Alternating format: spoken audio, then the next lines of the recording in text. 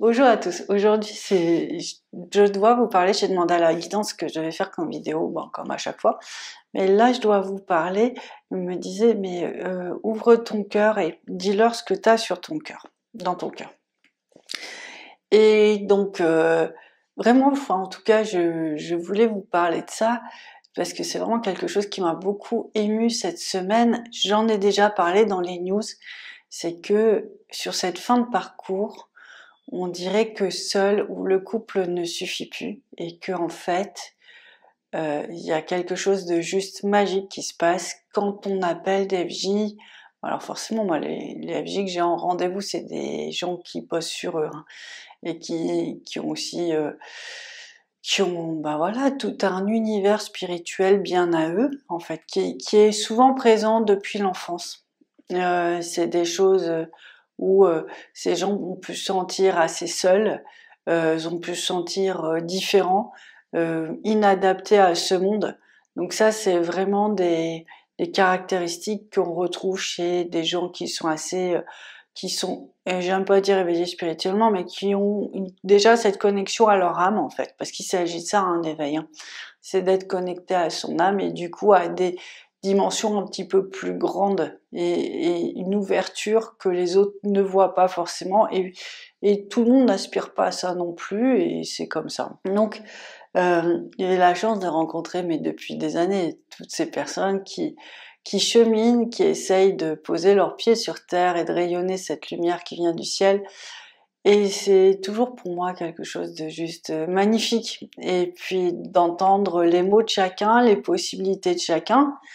Donc il va y avoir, chacun va avoir son bout d'âme, son bout de travail à découvrir, à vivre, à ancrer. Donc ça c'est vraiment magnifique. Du coup ça peut être je pense qu'on va avoir vraiment dans les prochaines années, parce que là c'est balbutiant, mais on va vraiment avoir une redécouverte du monde spirituel qui va être juste troublant.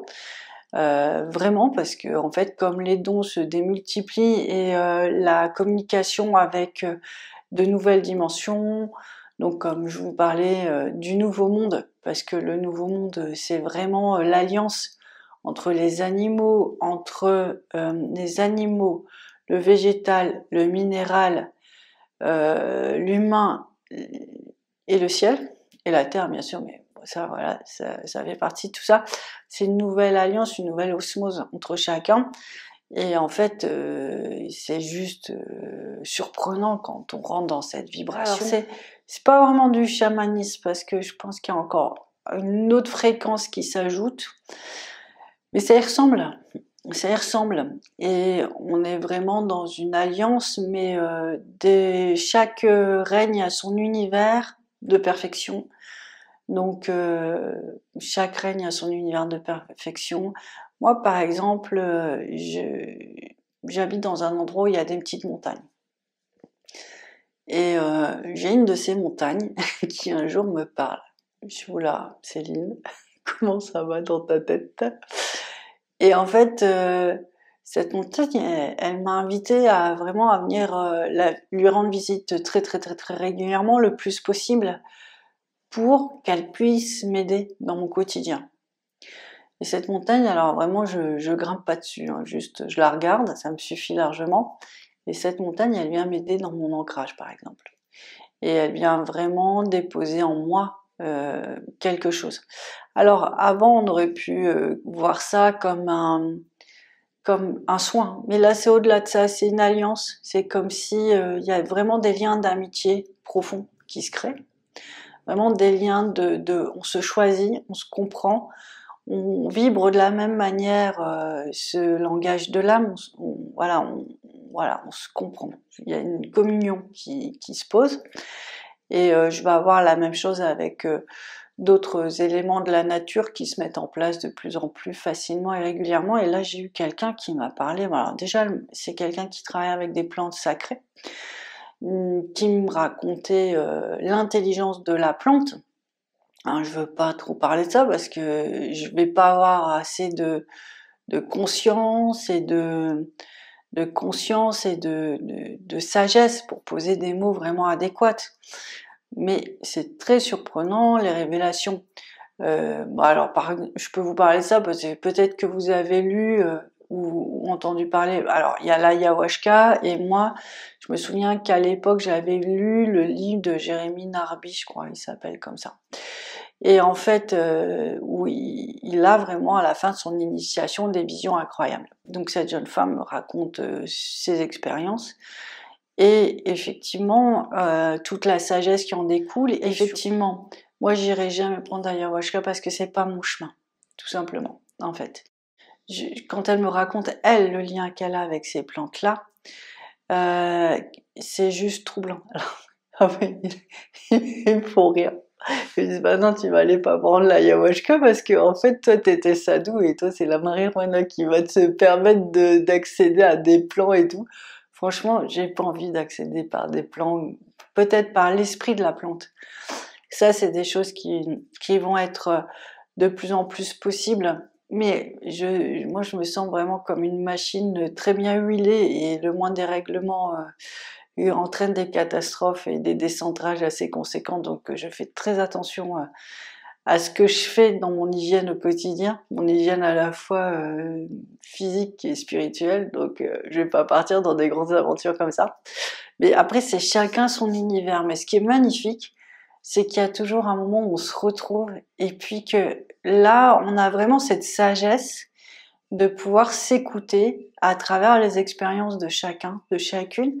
Mais au-delà de ça, c'est que comme si chacun ramène la force qu'il a besoin de ramener pour l'une ou pour l'autre.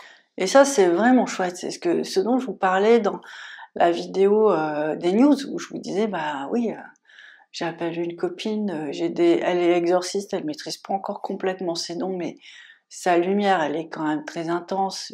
Dans la soirée, on est à deux. Il y a des libérations qui sont juste parce qu'on s'est appelé dans l'après-midi, donc c'est sympa. Et c'est ça aussi. C'est aussi quand des couples se retrouvent. Voilà, il y a une autre dame, pas qu'elle en fait. Ça, je l'ai conscientisé avec elle, mais quand les couples se retrouvent, ça donne une nouvelle force au processus et aux gens qui les connaissent en fait. Ça déploie beaucoup de lumière. Je vous explique qu'on a tous des chemins spirituels différents mais très intenses et extrêmement sacrés et vraiment au final, moi, tous les gens que je rencontre, ils ont reçu des connexions avec le Christ, avec Marie, avec les anges, avec le divin. Donc en fait, c'est aussi pour ça qu'on peut s'écouter parce que c'est pas trop éloigné de nos histoires respectives. En fait. Et on trouve souvent des grandes correspondances, en fait, ou des messages qu'on va pas vivre de la même manière, mais parce que aussi, on n'a pas les mêmes missions, tout simplement, mais en même temps, c'est tellement beau de voir que chacun va être guidé à offrir ce qu'il a à offrir au monde. Et même si c'est pas tout à fait pareil, et même si c'est pas tout à fait pareil, c'est pas vécu de la même manière, mais ça reste très beau. Et voilà, c'est ça que je voudrais vous dire, c'est qu'on a déployé assez d'amour avec ce chemin pour pouvoir entendre l'autre même dans sa différence et accueillir l'autre dans sa différence sans que ce soit souffrant ou sans que ce soit soit se fermer à la discussion.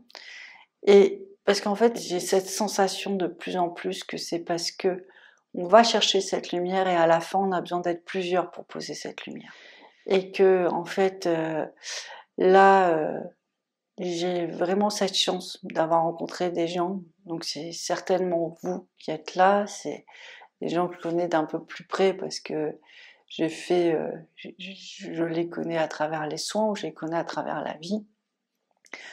Je me rends compte à quel point la force que chacun a déployée permet de soutenir les autres FJ, permet d'accéder, permettre d'aller au bout de grosses missions.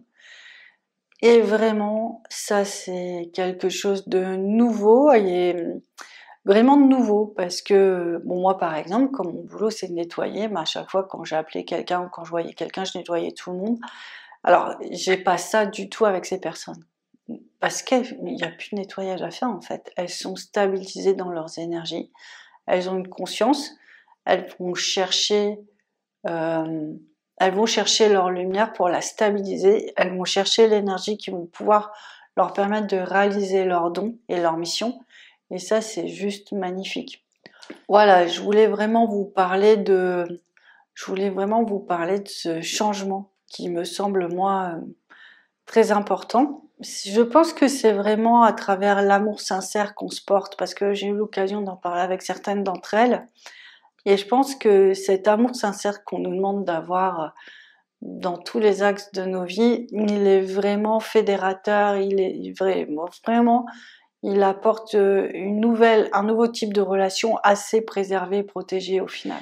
Et c'est à travers cet amour sincère qu'il y a ces échanges de force, de lumière, de connaissance, et qu'il y a une harmonie qui s'installe à l'intérieur de nous. Moi, je suis très contente de pouvoir offrir tout mon chemin, une partie de mon chemin de vie en tout cas, de ce qu'on me demande de transmettre.